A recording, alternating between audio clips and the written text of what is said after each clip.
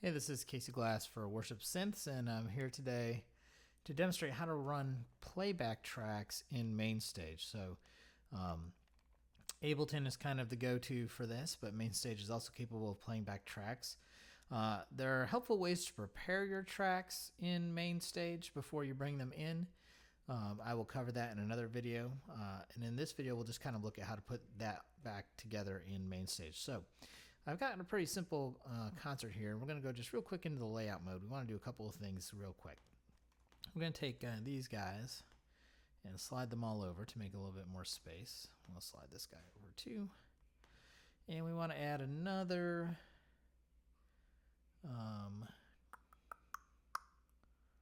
selector in here.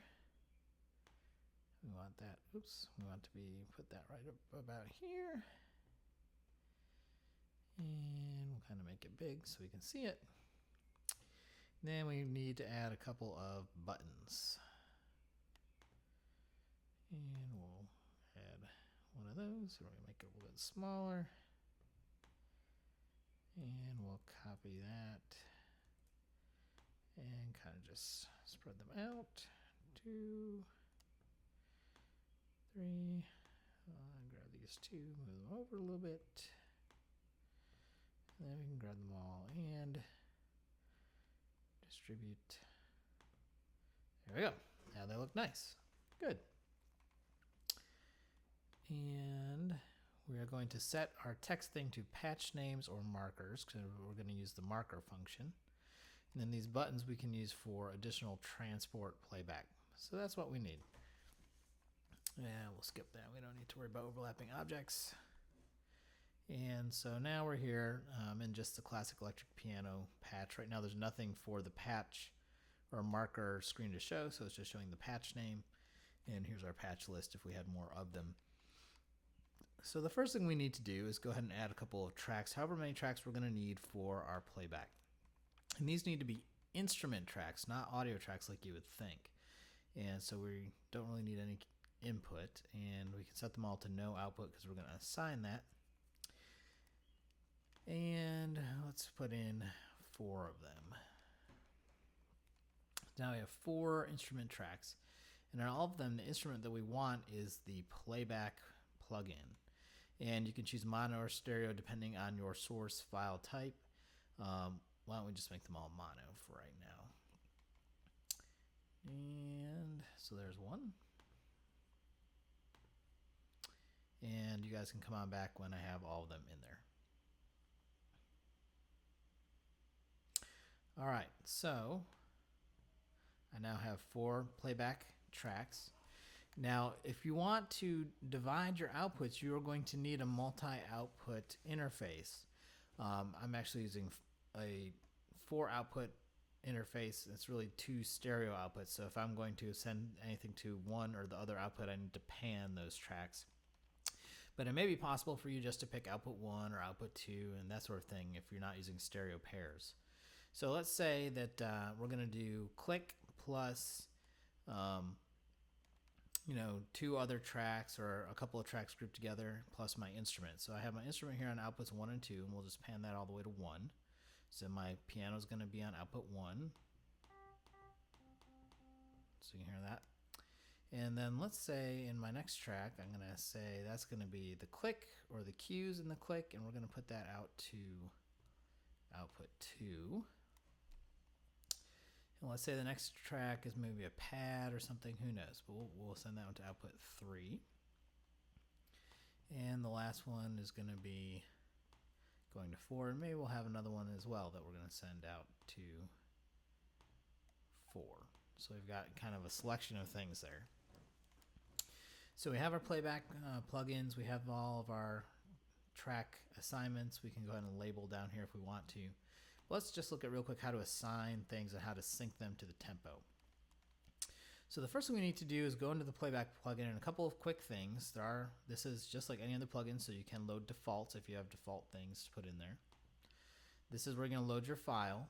This is the utility menu. You can take the file away. Real important here is the flex mode. Once the file is in, if it has tempo mapping information in the file, you can then tempo stretch it or pitch stretch it. And these are the methods that MainStage will use to do that. Here we have kind of how the track is going to start. So it can either start with the global play action, so the same thing that starts the metronome running at the top. You can start automatically when you select the patch, or if you don't select anything here, you can map a button to the play button and it will start that way. I personally like to start with play action. And let's just go ahead and load a patch here. Let's see what we've got. I keep my tracks together in MainStage and then the folder tracks. And let's do acoustic guitar. All right. Now, the tempo of this file is 114 BPM. And if we look over here real quick, the tempo of this particular patch is whatever the concert tempo is, which is 120. So right now, if I play back the metronome, and then I go and play back this track, they're going to drift out of sync. You can actually already tell that they're starting to fall apart. So that's obviously not really what we want. We want those things to sync up, and so we need to go down here to sync and turn it on.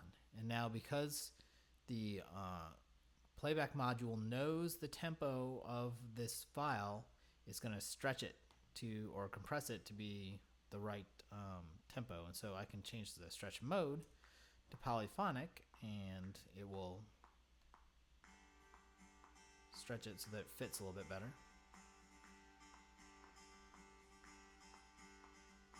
All right.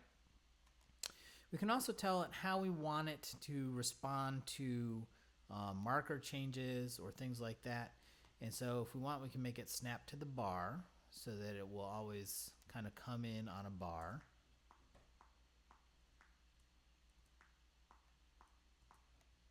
And then we can also tell where do you want it to start from. And usually the current marker is best, or relative position is best.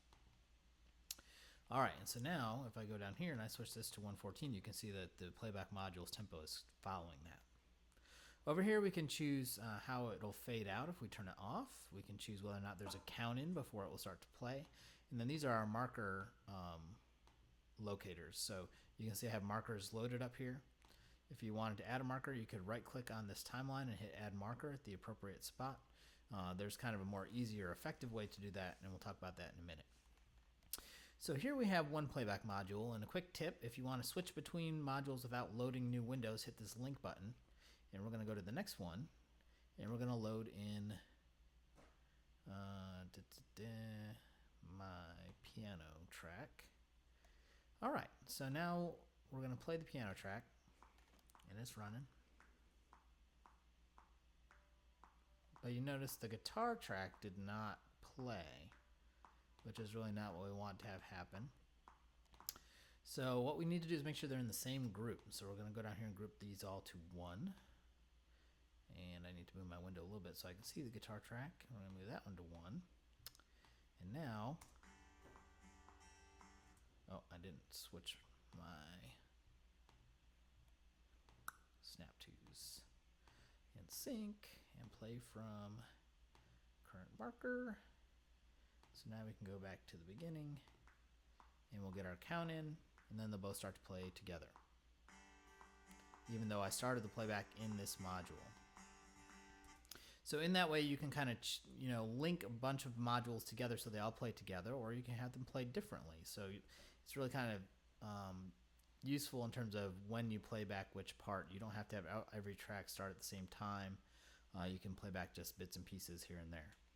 All right, so let's just quick load up the rest of our tracks. Oh, I can't sync a file that doesn't exist yet, so I'll grab that one, turn it sync to on, snap to bar from current marker, group 1, and there we go. So now we have a bunch of tracks that will play together that are going to multiple outputs, and the last track is going to be our cue track.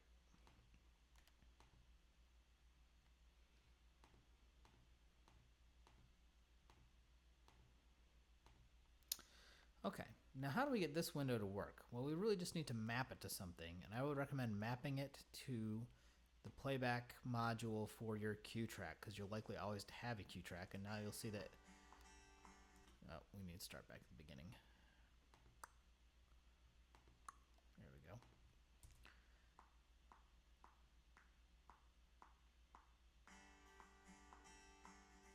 Oh wait, I'm like, that's not working right.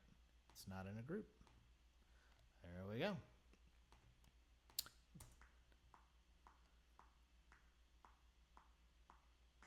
There we go. You can see that things are moving through. I can go back to the count in if I want. So I could map a control to go back to the count in if that's what I needed. So you could have buttons for every part of the song if that's what you wanted to do. You can skip ahead to the bridge. And then I'll hit the verse 2 whenever the bridge ends, which is going to be a little bit, so we won't do that part. Okay, so you get an idea about how that works. Now, what are these buttons for? Well, it can be useful to have a couple of extra controls. Remember, all these playback channels are grouped, so they all do the same thing. And what we're going to map this first button to is the playback, and we're going to use a non-automatable button, and it's going to be go to previous marker. And then we're going to do go to next marker. And then another one that I find pretty useful is transport stop with fade out. So if you should come off the click and things are starting to go south, instead of the tracks just dying off instantly, you can fade them out over a couple of seconds, and it makes a little bit smoother exit from the patch. And the last one that can be useful is to go to the transport, and we're going to play stop from start, so that this will go to the top.